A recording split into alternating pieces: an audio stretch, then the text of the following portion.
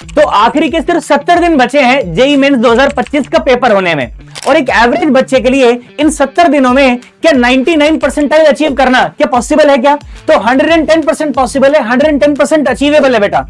अपने 10 साल से भी ज्यादा की टीचिंग करियर में मैंने अनगिनत ऐसे बच्चे देखे हैं जिन्होंने इन आखिरी के 70 दिनों में इम्पॉसिबल को पॉसिबल बना करके दिखाया है, अनअचीवेबल को अचीवेबल बना करके दिखाया है, और ड्रीम को रियलिटी बना करके दिखाया है। ऐसे अनगिनत बच्चे मैंने देखे हैं जो 2 साल तक सिर्फ एक एवरेज बच्चे बने रहे, अबव एवरेज बच्चे बने रहे, और आखिरी के इस समय में उन्होंने अपनी प्रिपरेशन को सही तरीके से स्केल अप करके और 99 परसेंटाइल के इस टारगेट को अचीव किया है। हमें बस जरूरत है राइट माइंडसेट, स्ट्रेटेजिक प्रिपरेशन और 15 से 16 घंटे की फोकस स्टडी की। और अगर हम इतना कर पाते हैं तो मैं आपको यह विश्वास दिला सकता हूं कि 99 परसेंटाइल का आपका यह सपना आप जरूर जरूर जरूर पूरा कर सकते हैं।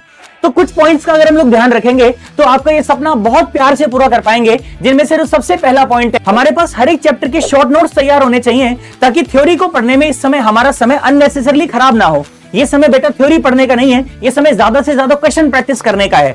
तो जितनी ज्यादा से ज्यादा क्वेश्चन प्रैक्टिस करेंगे तो जो भी गलतियां होनी है वो घर पर ही हमारे स्टडी टेबल पर ही हो जाएंगी। एग्जामिनेशन हॉल में गलतियां कम से कम होंगी, हम लोग सिली मिस्टेक्स कम से कम करेंगे अगर क्वेश्चन की प्रैक्टिस हम लोग अभी ज्यादा से ज्यादा कर लेंगे तो।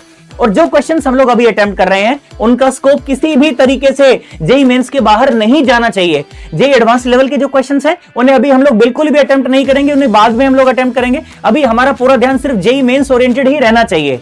जेईई मेंस के पिछले 13 सालों के जो क्वेश्चंस हैं, जो पीवाईक्यूज हैं, उन्हें जरूर जरूर जरूर हमें अटेम्प्ट करना है ताकि एग्जामिनेशन हॉल में जब हम बैठे तो हम लोग थोड़ा सा रिलीव्ड महसूस करें।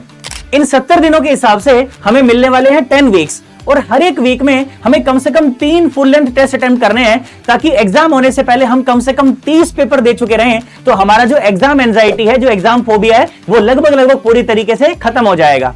और ये एग्जाम देने के लिए या तो हमें 9 से 12 का टाइम चूज करना है या फिर शाम को 3 से 6 बजे का टाइम चूज करना है, क्योंकि हमें पता है कि जेईई मेंस के जो शिफ्ट्स हैं वो इसी टाइम पर ऑपरेट करने हैं। तो हमारा जो दिमाग है वो इस समय पर सबसे ज्यादा एक्टिव होना चाहिए। इसके लिए हमें इन 70 दिनों में हमारे ब्रेन को प्रिपेयर करना है।